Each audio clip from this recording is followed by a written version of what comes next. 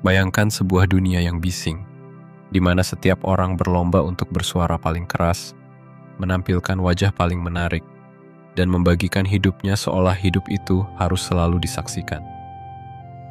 Inilah zaman di mana eksistensi seseorang seolah ditentukan oleh seberapa sering ia muncul di layar orang lain. Popularitas menjadi standar nilai, dan relevansi menjadi mata uang sosial yang paling berharga. Mereka yang paling terlihat dianggap paling penting. Mereka yang diam dan tak tampak seringkali dianggap tak berarti. Namun, mari kita bertanya dengan tenang. Benarkah sorotan adalah tanda kehidupan yang utuh? Apakah menjadi dikenal luas selalu berbanding lurus dengan menjadi berharga? Ataukah justru ada nilai yang lebih murni dalam ketakterlihatan? Dalam hidup yang tidak disorot, namun tetap dijalani dengan kesadaran dan kedalaman. Di balik gegap gempita dunia digital, ada ruang yang sunyi. Di sanalah mereka yang memilih untuk tidak menjadi pusat perhatian membangun kehidupannya. Mereka menolak untuk dipamerkan. Mereka menolak untuk direduksi menjadi angka, sorakan, atau pujian. Mereka memilih untuk bermakna, bukan dikenal. Mereka adalah para penjelajah dalam diam, seperti bayangan yang tak terlihat mata, namun justru menyimpan kekuatan yang tidak dimiliki oleh mereka yang terus mengejar lampu sorot. Ketika semua orang ingin tampil di panggung, apakah bijak jika kita malah duduk di kursi penonton, mengamati, merenung, memahami? Apakah mungkin bahwa kekuatan sejati justru lahir dari ketersembunyian, dari kemampuan untuk mengendalikan apa yang tampak dan apa yang tidak? Apakah mungkin bahwa menjadi tak terlihat bukan kelemahan, melainkan seni hidup yang terlupakan? Melalui perenungan ini, mari kita selami dunia yang nyaris tak terdengar. Dunia para tak terlihat yang justru telah menemukan apa yang orang lain cari di tengah keramaian, kebebasan, kedamaian, dan jati diri. Bagian 1. Daya tarik, relevansi, dan candunya perhatian. Dalam masyarakat modern, relevansi telah menjelma menjadi semacam berhala baru. Ia tidak lagi hanya soal kontribusi atau kualitas, melainkan tentang seberapa sering kita disebut, seberapa banyak yang membicarakan kita, dan seberapa sering wajah kita muncul di beranda orang lain. Di era digital yang serba terhubung ini, perhatian publik telah menjadi bahan bakar eksistensi. Seolah-olah, tanpa dilihat orang lain, hidup kita kehilangan makna. Orang-orang kini berlomba-lomba untuk menjadi terlihat. Mereka mendandani diri bukan hanya untuk diri sendiri, tapi untuk kamera. Mereka membagikan makanan, wajah, bahkan kesedihan dan tangisan, seolah hidup itu harus selalu ditonton agar sah. Mereka mengukur nilai dirinya dari jumlah pengikut, jumlah komentar, jumlah yang menyukai, dan mereka menyebut ini sebagai keberhasilan. Tapi apakah ini sungguh keberhasilan, atau hanya sejenis kebisingan yang didekorasi dengan filter digital? Yang mengerikan dari relevansi adalah ia seperti air laut, semakin diminum, semakin haus. Seseorang yang hari ini dipuja, besok bisa dicaci. Yang hari ini viral, lusa bisa dilupakan. Yang hari ini dipanggil bintang, pekan depan bisa disebut sampah. Relevansi bukanlah tanah yang kokoh untuk berpijak, melainkan ombak yang terus berubah. Dan siapapun yang terlalu menggantungkan hidupnya di sana, akan kelelahan mengejar arus yang tak pernah tetap. Namun tetap saja, perhatian itu candu. Seperti serbuk halus yang memabukkan, sorotan kamera dan pujian massal membuat manusia merasa eksis, merasa diakui, merasa berarti. Banyak yang rela menggadaikan privasi, kedamaian, bahkan akal sehat demi satu hal: diperhatikan. Dunia maya menjadi arena pertunjukan, dan semua orang adalah aktor yang saling bersaing menampilkan versi terbaik atau paling sensasional dari dirinya. Tapi apa yang terjadi ketika relevansi itu memudar? Ketika sorotan itu berpindah ke wajah lain? Ketika kita tak lagi menarik bagi algoritma atau tren yang berubah-ubah, maka tibalah saatnya seseorang merasakan kehampaan yang sebenarnya. Ia kehilangan bukan hanya perhatian, tapi juga harga diri yang telah lama ditambatkannya pada likes dan views. Itulah sisi gelap dari dunia yang memuja keterlihatan. Ia mengajar kita untuk mengikat harga diri pada penilaian orang lain, lalu diam-diam mencabut dukungan itu saat kita lengah. Maka, pertanyaan penting pun muncul. Apakah benar relevansi adalah hal yang layak dikejar? Ataukah ia hanya fata morgana yang membuat kita berjalan makin jauh dari diri sendiri? Bagian satu ini mengajak kita melihat dengan jujur bagaimana dunia hari ini telah mengkondisikan manusia untuk menyembah keterlihatan. Di bagian berikutnya, kita akan menyelami dunia yang berlawanan, kehidupan dalam ketakterlihatan, sebuah dunia yang diam, tapi justru mengandung kekuatan yang tidak disadari banyak orang. Bagian 2. Ketakterlihatan sebagai kekuatan yang tak terduga. Dalam dunia yang dipenuhi suara, diam seringkali disalahartikan sebagai kelemahan. Dalam masyarakat yang mengagungkan cahaya panggung, bayangan dianggap tempat bagi yang gagal. Tapi bagaimana jika justru di balik bayangan itu tersimpan kekuatan?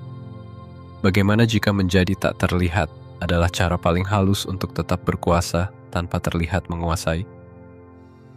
Seperti cincin legendaris dalam kisah The Lord of the Rings, ketakterlihatan bukan hanya tentang tak terlihat secara fisik, melainkan juga tentang kemampuan untuk berjalan tanpa jejak, mengamati tanpa terganggu, dan bertindak tanpa sorotan.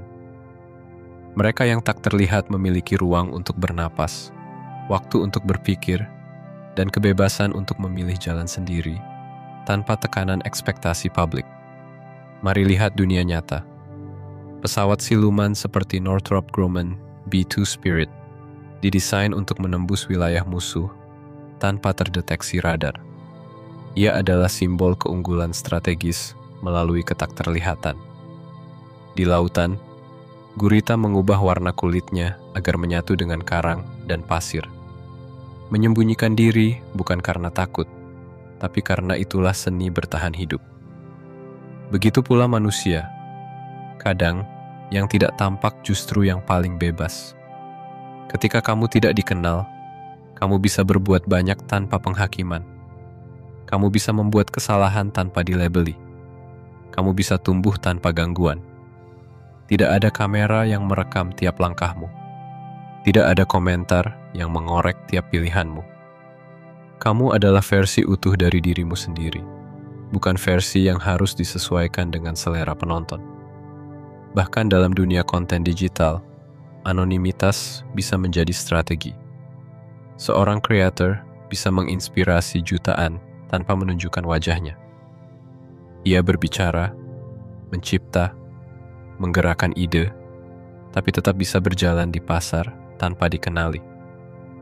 Ini adalah kebebasan yang sangat langka di era keterbukaan yang berlebihan, di mana banyak orang merasa wajib membagikan segalanya, bahkan luka-luka terdalamnya, demi empati yang cepat menguap. Di sisi lain, ketakterlihatan juga menghadirkan kenyamanan. Tidak perlu bersaing, tidak perlu tampil, tidak perlu menyenangkan siapapun. Ia membebaskan kita dari tekanan untuk selalu jadi yang paling baik, paling menarik, paling disukai. Kita bisa menjadi diri sendiri, tanpa harus dijual. Namun kekuatan ini bukan untuk semua orang. Ia menuntut kepercayaan diri yang tidak bergantung pada pujian luar.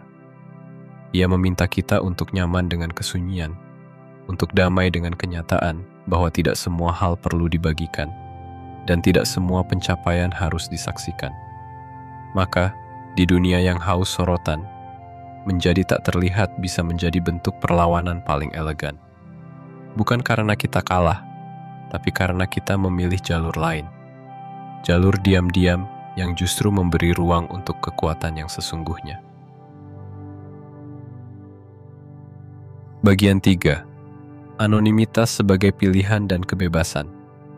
Di zaman keterbukaan yang begitu mendesak, di mana setiap orang seakan dituntut untuk membuka dirinya sepenuhnya ke hadapan publik. Anonimitas menjadi bentuk kemewahan yang langka. Di tengah derasnya tuntutan untuk menunjukkan wajah, kehidupan, emosi, dan bahkan penderitaan pribadi demi validasi sosial, memilih untuk tidak terlihat adalah sebuah keputusan yang memerlukan keberanian tersendiri. Banyak orang mengira bahwa menjadi anonim adalah bentuk kelemahan atau bahkan kepengecutan. Mereka bertanya, kenapa tidak berani menunjukkan diri? Apakah kamu takut dihakimi? Apakah kamu tidak cukup percaya diri? Tapi sesungguhnya, anonimitas adalah bentuk perlindungan yang sadar, bukan karena takut, melainkan karena tahu batas. Sebagai seorang kreator, penulis, atau pemikir, kamu sudah memberikan isi kepalamu kepada dunia, gagasan, refleksi, dan nilai-nilai yang kamu yakini. Haruskah kamu juga memberikan wajahmu, identitasmu, rumahmu? Haruskah seluruh eksistensimu menjadi milik publik hanya karena sebagian dari pikiranmu telah kamu bagikan? Tidak semua hal harus dibuka, karena keterbukaan total berarti kerapuhan total. Saat wajahmu dikenal, segala tindakanmu diawasi. Saat namamu terkenal, segala keputusanmu dinilai. Dunia tidak lagi melihatmu sebagai manusia biasa, tetapi sebagai objek yang bisa dikomentari, dicintai, dibenci, dan ditarik ke tengah arena wacana. Inilah konsekuensi dari keterlihatan. Kehilangan ruang untuk bernapas sebagai pribadi. Namun, ketika kamu anonim, kamu adalah tuan atas kehidupanmu sendiri. Kamu bisa mencipta tanpa terganggu citra. Kamu bisa berpikir secara jujur, tanpa beban untuk menyenangkan atau menyesuaikan diri dengan arus yang sedang tren. Kamu bisa menghilang kapanpun kamu mau, tanpa ada yang mencari atau memaksamu untuk kembali. Dan inilah keindahan dari menjadi tidak terlihat. Kamu bisa memberi banyak, tapi tetap menyimpan cukup untuk dirimu sendiri. Kamu bisa menciptakan karya yang bermakna, menyentuh hati ribuan orang, bahkan jutaan, tetapi tetap bangun pagi dengan kedamaian, tanpa kekhawatiran apakah ada kamera yang membidik pintu rumahmu. Memilih untuk anonim adalah memilih jalur yang tidak ramai, tapi bukan jalur yang sepi. Ia adalah jalan hening penuh makna, di mana kamu bisa hidup sepenuhnya sebagai pribadi yang merdeka, tak tergantung pada pengakuan, tak tertahan oleh ekspektasi, dan tak terikat oleh sorotan. Bagian 4. Kerapuhan di balik gemerlap keternamaan. Ketika seseorang berdiri di bawah cahaya sorot, dunia seolah menaruh kagum padanya. Ia disanjung, diundang, dielu-elukan, dijadikan panutan. Namun apa yang tak banyak disadari adalah bahwa semakin terang sorotan yang menyinari seseorang, semakin panjang pula bayangan yang dibentuknya. Dan di balik pujian yang membanjiri, ada ancaman yang mengintai. Penghakiman massal yang bisa datang tanpa aba-aba. Lihatlah bagaimana publik kini mudah memuja, tapi juga mudah menghukum. Hari ini kamu bisa menjadi idola sejuta umat, tapi esok pagi kamu bisa menjadi bahan olok-olok nasional hanya karena satu kesalahan, satu kata yang salah tempat, atau satu klip video yang dipotong tanpa konteks. Masyarakat digital adalah arena yang cepat memaafkan, tapi lebih cepat melupakan. Ambil contoh dari kisah nyata yang menggemparkan dunia. Konflik antara Johnny Depp dan Amber Heard. Bukan perkara siapa benar dan siapa salah yang jadi sorotan utama, tetapi bagaimana keterkenalan menjadikan kehidupan pribadi mereka tontonan publik. Jika mereka bukan tokoh terkenal, mungkin semua itu akan tetap menjadi konflik domestik yang diselesaikan secara tertutup. Namun karena ketenaran mereka, dunia pun merasa berhak ikut campur, menilai, menghujat, dan bersorak atas penderitaan dua manusia. Dalam filsafatnya, Epicurus telah sejak lama memperingatkan tentang jebakan ketenaran. Menurutnya, keinginan akan popularitas termasuk dalam kelompok hasrat yang sia-sia, yang tidak pernah bisa dipuaskan dan tidak pernah memiliki batas alami. Tidak seperti rasa lapar yang bisa kenyang, ketenaran selalu meminta lebih banyak pengikut, lebih banyak pujian, lebih banyak perhatian. Namun, semakin kita bergantung pada penilaian orang lain, semakin kita kehilangan kendali atas hidup kita sendiri. Reputasi yang dibangun selama bertahun-tahun bisa hancur dalam satu malam, bukan karena kesalahan besar, tetapi karena persepsi yang dibentuk massa. Dan karena persepsi publik sangat fluktuatif, maka kehidupan dalam sorotan pun menjadi sangat rentan. Kita harus bertanya dengan jujur, apakah semua ini sepadan? Apakah manfaat ketenaran benar-benar melampaui ketenangan yang hilang? Apakah layak menyerahkan kedamaian batin demi kesempatan untuk dipuja oleh orang-orang yang mungkin tak mengenal siapa kita sesungguhnya? Jawabannya tidak sederhana, namun satu hal jelas. Dunia yang memuja keterlihatan seringkali melupakan nilai dari keheningan. Dan keheningan bukan kekosongan, melainkan tempat di mana sesuatu yang sejati bisa tumbuh tanpa gangguan. Bagian 5. Seni menyatu tanpa menyerah. Di tengah dunia yang berlomba untuk menonjol, muncul gagasan bahwa menjadi otentik berarti harus tampil beda, melawan arus, mengguncang tatanan, memukau dengan penampilan yang tak biasa. Rambut berwarna mencolok, gaya berpakaian yang ekstrem, atau ucapan yang kontroversial dianggap sebagai lambang keberanian untuk menjadi diri sendiri. Tapi benarkah otentisitas hanya bisa diwujudkan lewat keunikan lahiriah? Disinilah kita menemukan paradoks yang menarik. Justru dengan menyatu, seseorang bisa lebih bebas untuk menjadi dirinya sendiri. Ini bukan tentang menyerah atau tunduk pada norma, melainkan tentang memahami mana yang penting untuk dilawan dan mana yang sebaiknya diikuti agar kita bisa melangkah lebih leluasa di dunia ini. Kita bisa menyamakan ini dengan seni menyamar. Seorang penyelidik rahasia tak bisa menjalankan misinya jika ia menarik perhatian. Ia perlu menyatu dengan keramaian, mengenakan pakaian yang sama, berjalan seperti orang biasa. Tapi dalam pikirannya, ia punya misi, punya arah, dan tidak satu pun dari mereka yang di sekelilingnya tahu bahwa ia sedang menjalankan sesuatu yang lebih besar dari penampilannya. Begitu juga dengan kita. Kita tak harus menunjukkan keanehan luar untuk membuktikan kedalaman dalam. Kita bisa berpakaian seperti orang kebanyakan, berperilaku sopan, mengikuti norma sosial dalam hal-hal remeh, bukan karena kita lemah, tetapi karena kita memilih untuk tidak buang energi melawan hal yang tidak perlu. Kita menyimpan energi itu untuk hal yang lebih penting, gagasan, nilai hidup, dan tujuan pribadi. Bahkan, dengan menyatu, kita bisa terhindar dari gangguan. Orang tidak akan curiga pada kita. Mereka tidak akan menyerang atau membandingkan. Kita bisa mengamati, belajar, bahkan mempengaruhi dari dalam. Kita bukan bagian dari kerumunan, tetapi juga bukan targetnya. Kita seperti air yang bening di sungai, tidak menarik perhatian, tapi mengalir kemanapun ia ingin. Otentisitas sejati bukan soal visual. Ia lahir dari keberanian untuk hidup sesuai prinsip, meski tanpa tepuk tangan. Ia tumbuh dalam kesetiaan terhadap nilai, meski tak ada yang menyaksikan. Dan justru ketika kita tak terikat pada kewajiban untuk tampil unik secara luar, kita bisa lebih fokus pada proses mendalam menjadi diri sendiri secara utuh. Dengan menyatu, kita membebaskan diri dari drama sosial. Kita tak harus memelihara citra, tak perlu berkompetisi untuk terlihat, dan tak lagi tunduk pada tekanan untuk selalu jadi berbeda.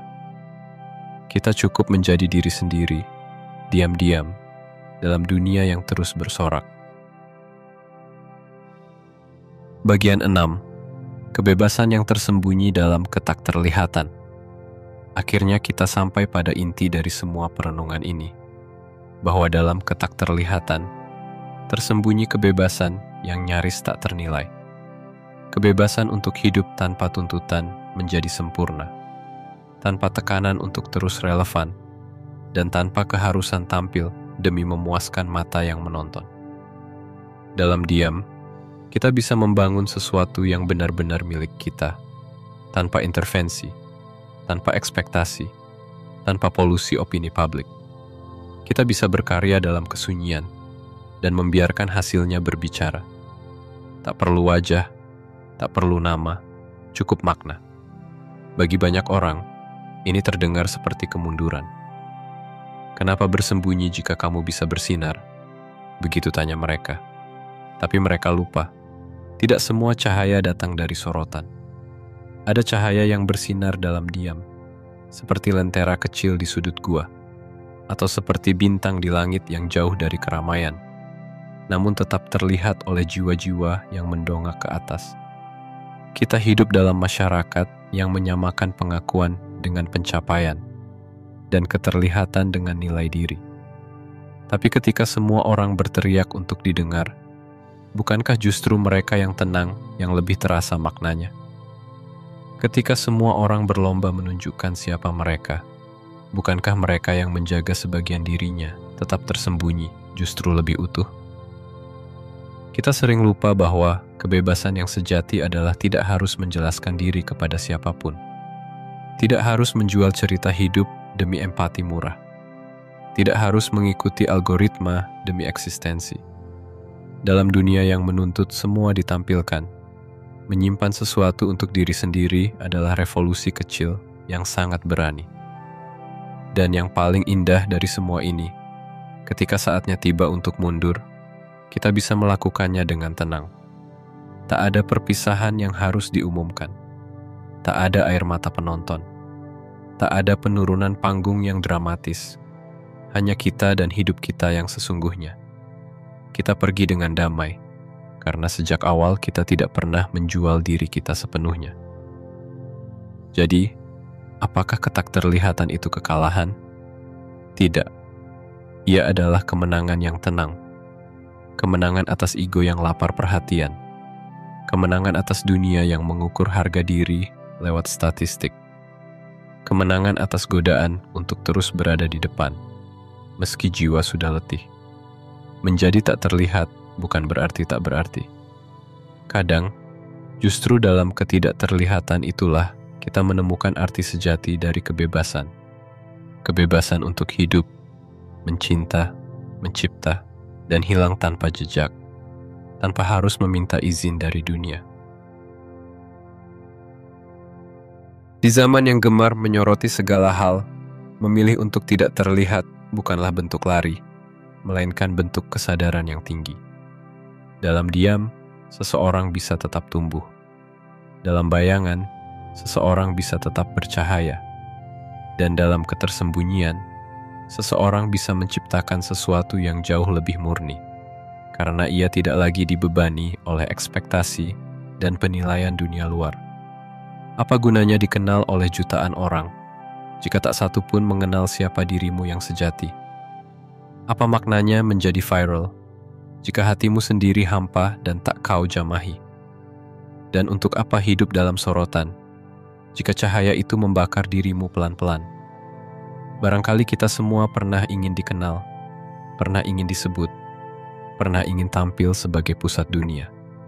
Tapi setelah semua itu usai, dan semua perhatian pergi seperti angin yang pindah arah, yang tersisa hanyalah dirimu dan dirimu sendiri. Maka, jika sejak awal kamu menjaga keutuhan dirimu, meski tanpa sorotan, maka kamu telah memenangkan sesuatu yang jauh lebih penting dari ketenaran. Ketenangan. Lao Tzu pernah berkata, "Those who try to outshine others dim their own light." Dan mungkin dari situ kita belajar bahwa tidak semua hal harus ditampilkan, tidak semua suara harus diteriakkan, dan tidak semua kehidupan harus dipamerkan. Kadang, kekuatan sejati justru ada dalam kemampuan untuk menjadi biasa, menyatu, tak dikenali, tapi tetap tahu siapa kita dan kemana kita melangkah. Jadi, Jika kamu merasa tak terlihat hari ini, jangan buru-buru menganggap itu sebuah kutukan. Bisa jadi, itulah berkah yang sedang menjaga jiwamu dari keramaian yang membutakan. Bisa jadi, itu adalah ruang yang Tuhan berikan agar kamu bisa mengenal dirimu lebih dalam, tanpa gangguan, tanpa tuntutan, tanpa sorotan. Teruslah berjalan dalam diam. Teruslah menjadi cahaya yang tak harus dipuji. Karena pada akhirnya, bukan siapa yang paling terlihat yang akan paling diingat, tapi siapa yang paling tulus dalam menjalani hidupnya. Jika kamu merasa terhubung dengan narasi ini, bantu sebarkan dengan like, subscribe, dan nyalakan lonceng notifikasi agar kamu tak tertinggal video penuh makna lainnya. Dan jika kamu merasa ini mewakili dirimu, tuliskan di kolom komentar, "Aku memilih menjadi cahaya yang tak harus terlihat." Itu akan menjadi sinyal bahwa kamu juga sedang menjalani jalan yang hening, namun dalam.